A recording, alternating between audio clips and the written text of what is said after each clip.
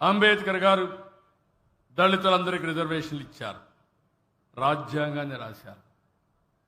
నేను ముఖ్యమంత్రి అయ్యే రోజున ఈ రాష్ట్రంలో మీరు ఒక్కసారి చూస్తే 96లో తెలంగాణలో ఆంధ్రప్రదేశ్ 2 గ్లాసుల సిద్ధాంతం ఉండేది. టీ కొట్టుకుపోతే దళితుల గ్లాస్ దళితులే పెట్టుకోవాలి, వాళ్లే కడుక్కోవాలి, టీ పోసేవాళ్ళు. ఊర్లోకి వస్తే చెప్పులు వేసుకొని తిరగకూడదు.